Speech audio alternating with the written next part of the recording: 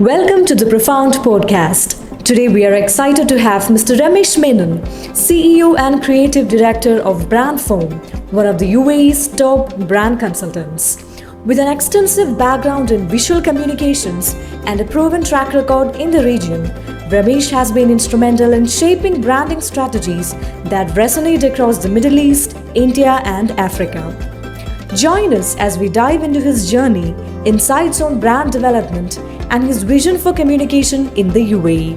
Let's get started. Hi, Mr. Ramesh Menon. Yes, Mr. Feroz Khan.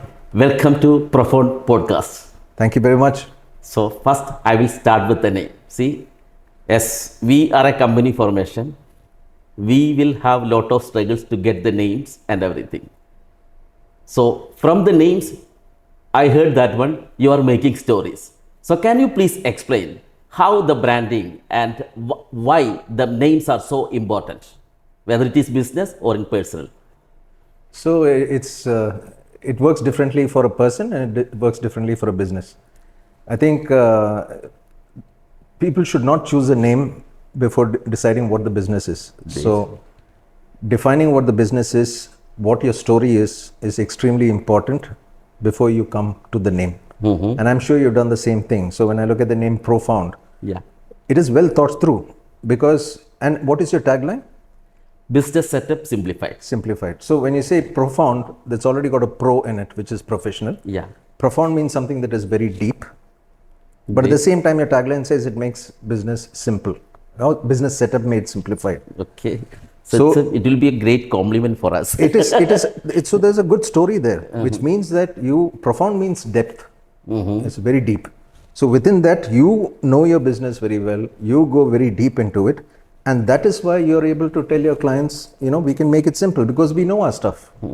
So there is a good story there. I do agree with you. And that's what comes to anything, right? Even before we name anything, we are actually defining the story. What do we do really special? What do we do really good? What is it that we can really help our clients with? Which is what you do. And you'll be doing it all your life and most of your life. And you do it really well. So I think naming comes from defining your positioning and your story. Yeah. So now I will come with you a personal name. Like I know that when people start calling you Brand Menon, not Brandy Menon, Brand Menon. Okay. So why you? Because even I know that when your full name is Ramesh Sugumar Menon, and you are trying to change your name also. So can you please explain that story? So Feroz, you're one of those few people who actually know my full name, my real name, except for Dubai immigration, right? So, and my mother. Yeah. So Since please, I have done your visa. Yeah, exactly. So the reason is, when I was born, my name was S. Ramesh. My father's name was S.N.P. Menon. Okay. Sukumar Narayan Parapal Menon, which is a long name. So it was shortened to S. Ramesh, and my brother was called S. Suresh. Then as I moved on in life, I realized that S. Ramesh was kind of boring. I quite thought it didn't define me as who I was. So throughout my life, I kept changing my name. And finally, when I came to the Middle East, I realized that adding the Menon, which was my father's name anyway, was important because then, people could identify me very clearly that I was a Malayali, Okay. which is very important in the Middle East, and I'm very proud of it. But also I realized that, in the whole business of identity, people like to connect very quickly when they know that you are part of a group. And that connection is important even in business. You're true. So, which is why at this time, currently, it is Ramesh Menon, not Brandy Menon, but Ramesh Menon. And what I do is branding. So, that's where it is at this time. But in between, there were many other changes, many other reasons why I was not accused of any criminal activity.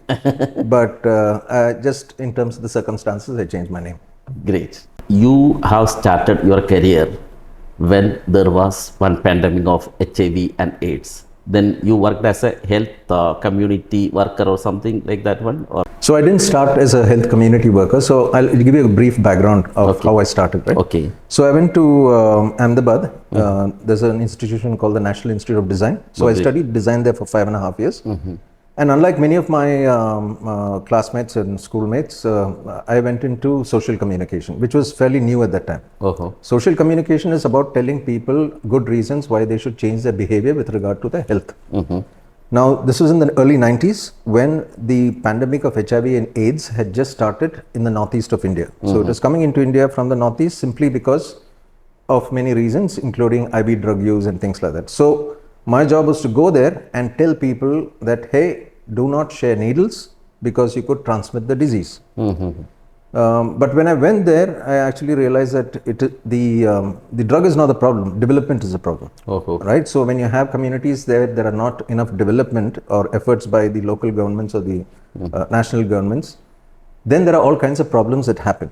So while I was sent there to do, my clients sent me there to do design posters and leaflets saying, do not share the needle. So I came back to my client who was in Delhi and said, we need a communication strategy. We need a communication strategy based on development, national development over there. So my client said, get out. So I left. I was fired from my job. The government of India called me back and made me sit with my client and said, what this guy is saying is the right thing to do. Let's put a strategy in place.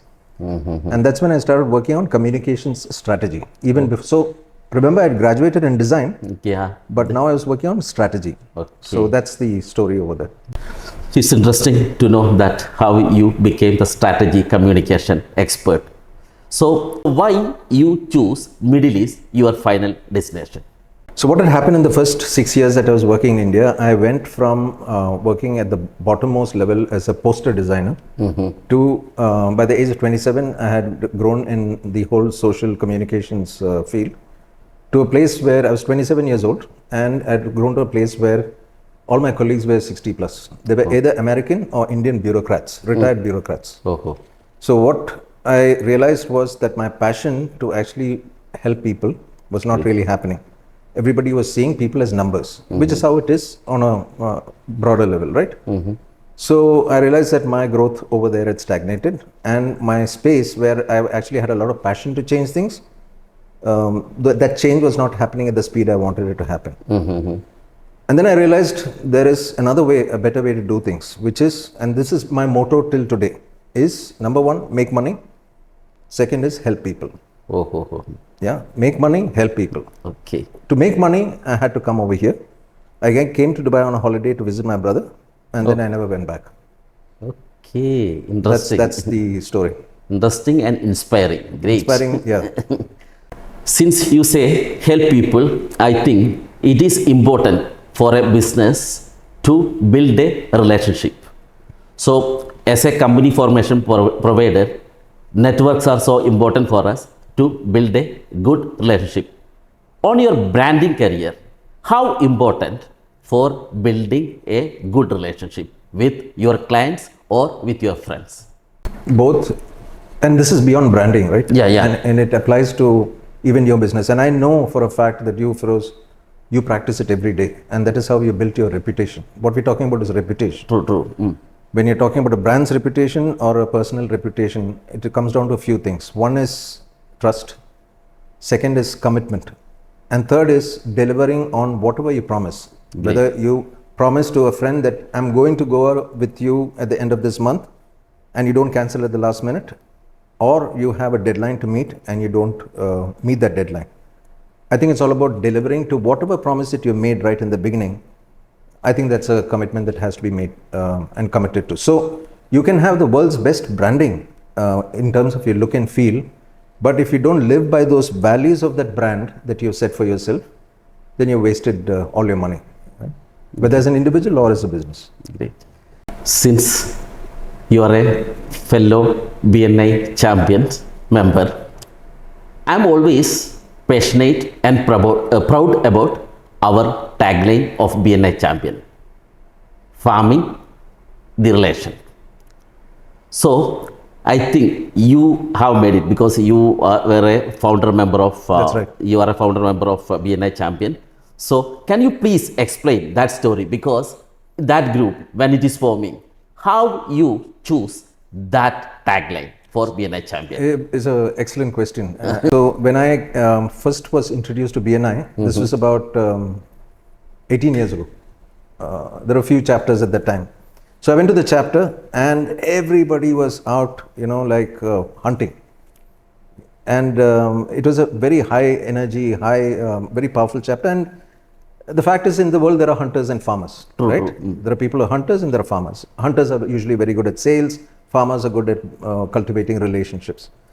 I went to the chapter and I just couldn't connect with it at all because that was something that I personally could not. It's a great chapter, it still exists, but that's not my kind of scene. So about 10 years later, I went to this first meeting of BNI champions, and the people I met, there were about 8 or 10 people that I met. None of them were hunters. They were all the farmer variety, into getting to know you first before trying to see what they can get from you, right? That was a culture of the group that actually started BNI Champions. And it's a culture that kind of extended itself even today, where everybody, any visitor that comes in has that same kind of attitude. 100%. And therefore, that is a culture that is permeated. Now, there was a time when we had to crystallize it and make a brand out of it, or a sub-brand. BNI is a big brand, global brand. But within that, every chapter has its own character and culture.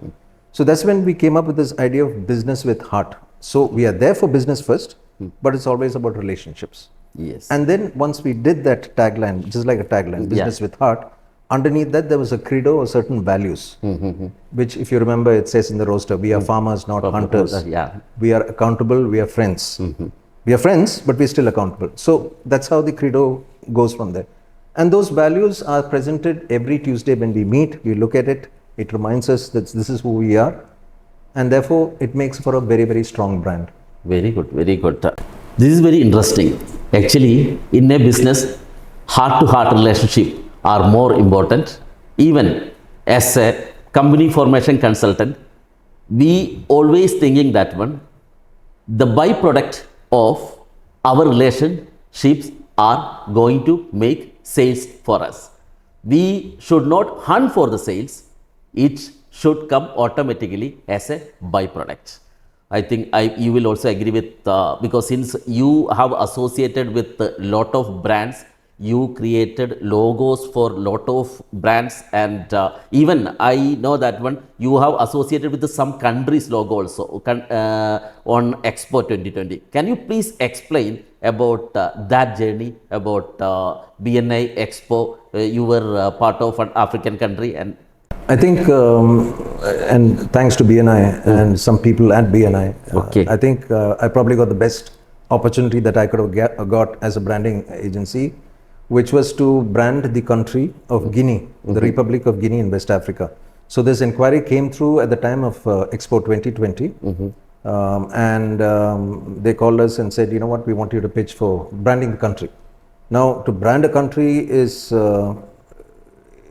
even to brand a corporation in a small SME is very, very difficult, because there's so much you need to understand about the company's, what it does and the people behind it, etc. But to brand a country means taking a lot into consideration, and your client is the president of the country. True. Yeah, it is not. It is not the board that is sitting there to make decisions. Amazing, anyway. So it was a very intensive project. It took 2 years. It was a brilliant project, and I loved it completely, because one of the things that the first thing we had to do was to learn more about the country than the country knows about itself. Yes. So there was an intensive study that was done about different kinds of cultures, different kinds of people. There were 25 different groups over there. How do we bring all this together and create an identity that everybody loves, right? And it is also something that can be used to market the country externally. In the 2 years, there were 2 presidents. Yeah, I know that one. So, that was political. Yeah, so the first year, we almost completed the project. There was 1 week left to present, and there was a military coup, and our client has been taken away. The new person comes in, the brief changes.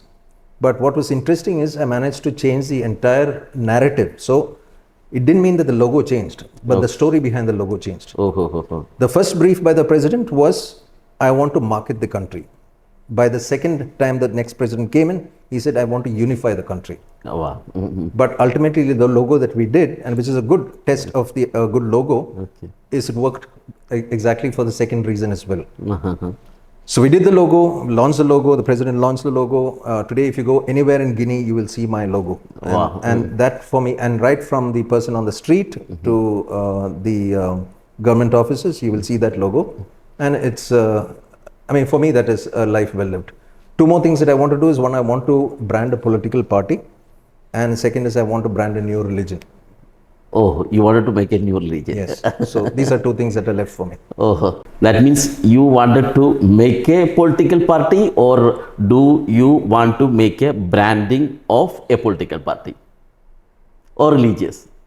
So Firoz, I'm hoping that after people watch this podcast, somebody is going to reach out and say, I have a political party or I have a new religion and I want to brand it. Oh, great. That is one. As far as new religion is concerned, I've started working on it. Wow. So I looked around, I couldn't find anything. There was Dinkan, which we talked because about. I read your blog on your website at Dinkan. Exactly, Dinkan. But what I did was I went across all religions in the world, taken the best out of each, that I thought was the best out of each religion, and I've started distilling it into one big book. And the book actually has festivals. It has all the, so a religion is also like a brand. Wow. Yeah. It has its own followers, it has its own values, it has its own beliefs, it has its own practices.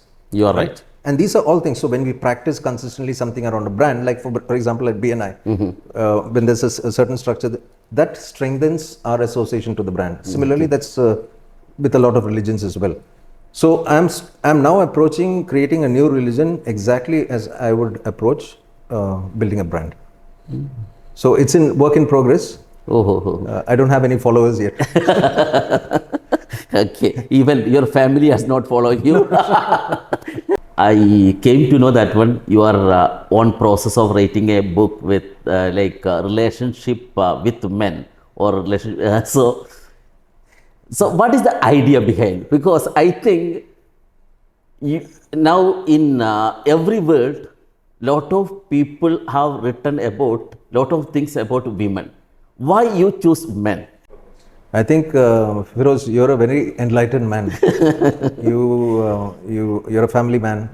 You know how men think because you're a man. True. And what you said is absolutely right. There are a lot of books about relationships when women are searching for information, right? Yeah. But there's very little information available for men. Now, what do men do? I mean, men talk to other men, right? When we have a problem, even with our relationships or at work, we talk to other men. If there's a problem, we say, okay, we look at something funny and say, laugh and go on with it, right? So the book, let's come back to the book that I'm writing. And it's called, with all due respect to women who might be watching this, it's called How to Avoid All Responsibility in a Relationship. How to avoid all responsibility in a relationship. And it's for men. So for married men, men are dating, how do you identify that your partner or your wife is going to add on a responsibility to your life? How do you escape it? So that's how, and it's very practical. Like say, for example, you want to go to Goa again. How do you do that? So the book has a way and a barcode where you can scan and get a fake email saying, you've been called for a meeting to, etc. So there are a lot of resources as well. It's a fun book. It's a very funny book. But underlying this is this whole thing of men's mental health. Okay. So as much as we keep laughing about things, there is also layers upon layers upon layers as we as men take on, which just stays inside, right? Of whether it's hurt or pain, etc. Now, these need to be addressed at some point. I do not see much of this happening. You are right. In the men's space. And this is something that I'm working on along with my wife. So she's not part of it. She has read the book. Yeah, and she has inspired parts of the book as well. Very good. So, but that is an area I think that really needs a lot of attention. So moving forward in the next few years, my wife is working on menopause, which is a women-oriented thing. Whereas I'm working on men's mental health. Men's mental health. Yeah. So now Sharjah Book Fair is coming. Do you think that before on Sharjah Book Fair we can release your book? I'm not sure if I can release it in Sharjah. Okay. I actually sent the book to a publisher in Hong Kong. A lady publisher. Okay. So she reviewed the book in the office, and there was a big fight between the men and the women after they reviewed it. Oh, because the men had a perspective. Basically it's very, very, it challenges the normal ways of how relationships work. you are right. So it has to be modulated a little bit before I go into publishing. Okay, great. All the best. Thank you very for much. this book, and may this book anyway. I wanted to read that book. I will take one copy sure. I think most of our viewers also, when they hear about this one, maybe they will book books also. And I just want to put it out here that the first book is for men, which Okay. is how to avoid all relationships, responsibility in a relationship. But the book after that is actually for women too, and the book says how to find out if your man is avoiding all relationship responsibilities in a relationship. Okay. So my idea is to target men and women, and then make $1 million each and escape. It was amazing and awesome to listen all these input from you. Also, now the world is changing to digital era, or more, because AI, artificial intelligence, and everything is coming. Everything in the fingertip, or whatever the resources, if you want, we can put. It's easy access, and AI is to be in a big place coming years. So what all changes you are going to make on your profession, especially on branding, or the strategy communication? So what all things you are going to make with the, to beat AI technology, or to be aligned with AI technology? So first thing is, I want to tell you, and I want to tell anybody who's watching this podcast, that you have to make AI your friend. True. AI is my biggest friend at this time. Very good. I speak to AI, I type to AI as if it's almost another person or a colleague, a very helpful colleague. It's going to be a time when there's going to be a different kind of time when probably AI takes over and all that kind of thing. At this time, I'm not bothered by that. It has sped up my creative thinking and my strategic thinking and outputs to 20x, right? What would take me a week to finish, now I can finish in 2 hours. Very good. The second thing is, everybody has to, if you're a creative person or anybody in any kind of industry, you have to embrace it. Because if you don't, you will be left behind. Yes. The third thing is to move ahead of AI, is to be absolutely capable of thinking like AI. So you have to be able, so there are a lot of people who say, oh, I use ChatGPT, I use AI. And then you see the output, you realize that you don't have a particular goal when you're asking a question to the AI. The clarity of the goal of what you want from AI, if you're clearer and clearer about it, and if you're able to communicate better with AI that this is what I really am looking for, AI will deliver those results. Now, when it comes to branding, what happens with AI is, if you look at any of the channels, whether it's ChatGPT, Midjourney, all these tools that we use, there are channels, right? Now, what happens is people have to use those channels for each and every brand. The AI will continue. As you keep asking different projects that you put into that particular channel, the AI starts understanding, okay, this is what the brand is all about. It's like educating a child who is a very, very fast learner. Very fast learner, but a very intelligent child. Yes. But you have to give it information in such a way that it starts understanding what the brand is. Then there will come a time when it will start making suggestions, saying, you know what, you've got a social media campaign happening in the next 3 weeks. Yes. These are the things that you can do. These are within the brand guidelines, because it already understands all of that. I'm with you. Now imagine the output that I have at that time. It is tremendous. I am trying very hard to introduce these concepts within my organization. Yeah.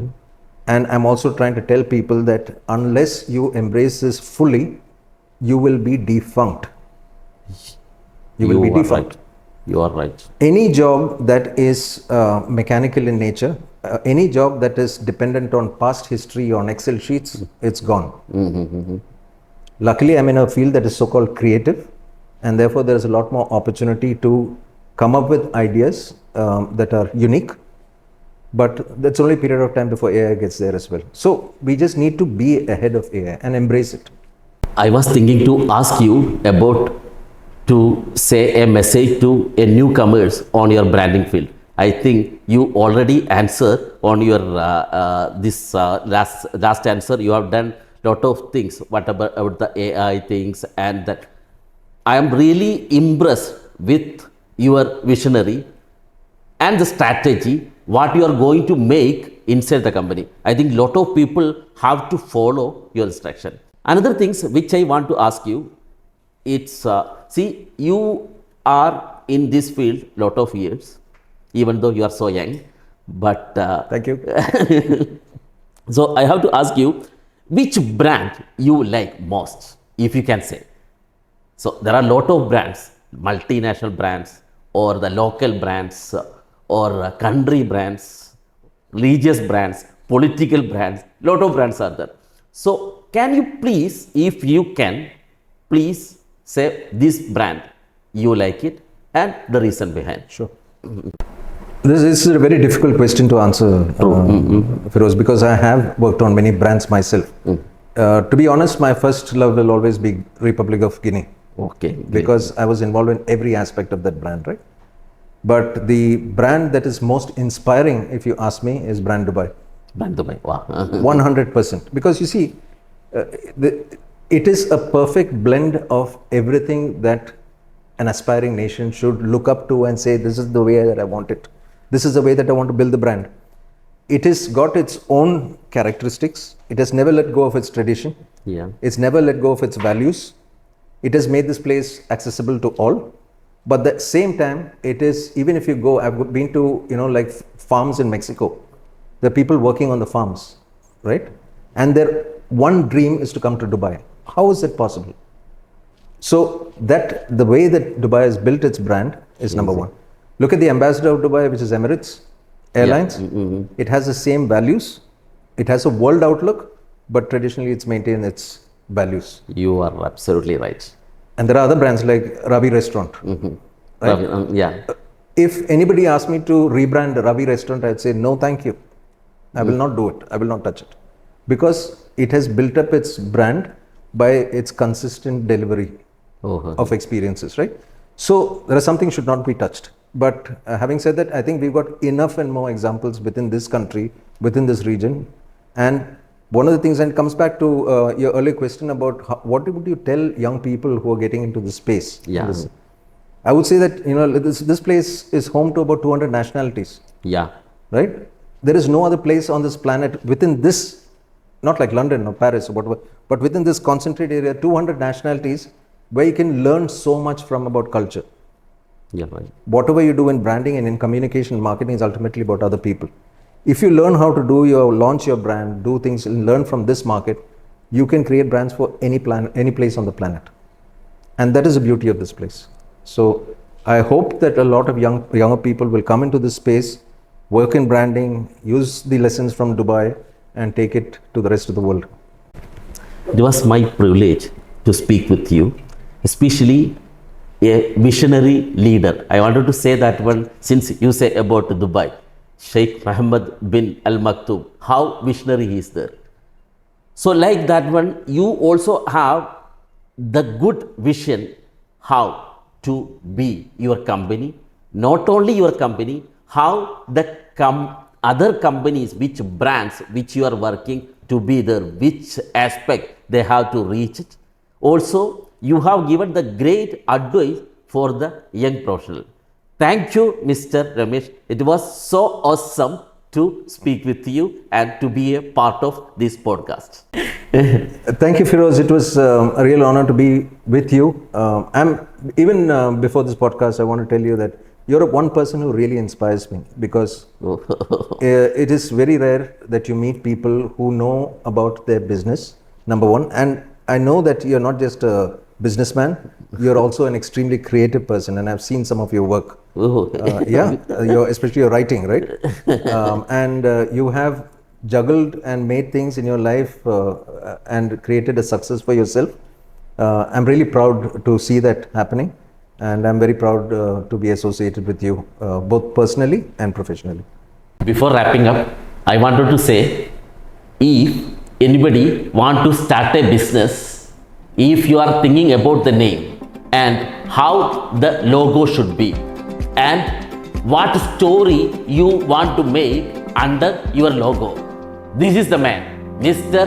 Ramesh Menon. or we can call Brand Menon.